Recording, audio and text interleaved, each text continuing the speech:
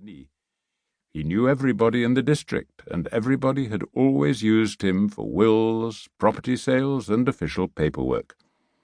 Brosset was something of a character, fussy and prim in dress and manner, and exhibiting a vanity that was so ridiculous that it was almost endearing, a private joke that the whole town enjoyed. But Bruno knew that his work was meticulous and that he was as honest as the day was long. "And this retirement home isn't like Dad at all," Gaston went on. "My sister looked it up on her phone. It's an old chateau that was turned into a hotel, and now it's a very grand home for the elderly. The fees start at €4,000 a month. That's more than double what I earn.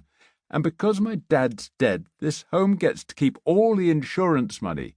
It all seems very fishy to Claudette and me, and we agreed that I'd ask you about it."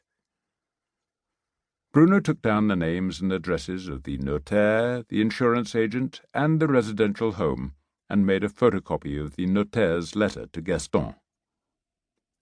"Let me look into this," he said. How old was your dad?" 74 next birthday, in November. But apart from what Gelitro said about his heart, he seemed in good shape when I saw him last. Still kept up the farm. I came up here in March, as usual, to help him with the lambing. And that's another thing. What's going to happen to the sheep and ducks and chickens?" After being laid off when the local sawmill had closed a couple of years earlier, Gaston had found a job in Bordeaux as an ambulance driver. Bruno had written him a reference citing Gaston's clean driving record and his years as a volunteer fireman, which had brought him some qualifications in first aid. Gaston was raising 2 daughters who were still in secondary school, so he'd probably been hoping for a decent inheritance when his father died. "He'd never mentioned these plans to you or Claudette?" Bruno asked. Gaston shook his head. "When we were talking over dinner at lambing time, he said he wanted to stay on the farm as long as he could and then go to the retirement home here in Saint-Denis, where he knew everybody.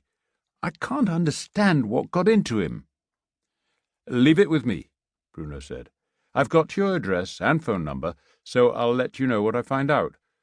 All I can say at this stage is that, usually in cases of elderly people changing their wills, there has to be a formal declaration signed by a doctor and a lawyer that establishes the change is being made freely and of their own volition, and that they're in full possession of their faculties. If there is no such declaration, you might have a case.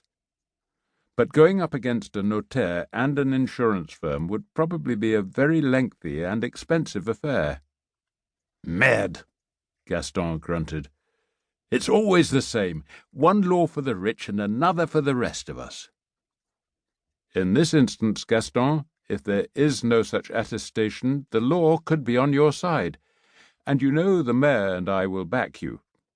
Again, my condolences on your loss. I liked your dad. He was always a regular at the rugby games and at the hunting club dinners. And the gnôle he made was the best eau-de-vie in the valley, even if it wasn't really legal. I hope at least he left you a few bottles." "1 or 2, but he drank most of that rocket fuel himself, and I can't say I blame him," Gaston said, rising to shake Bruno's hand. Bruno's first stop was just down the hall at the registry.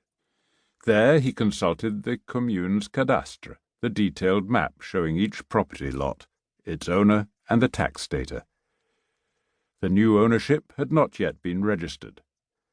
Drian's farm was listed as 62 hectares, which would be big for a vineyard but was small for a sheep farm, mostly woodland and poor pasture up on the plateau.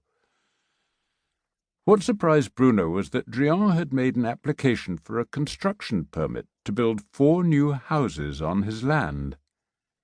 He'd described them in the application as cottages for farm workers, which was what such applications usually said, even when the real intention was to sell them off as vacation homes.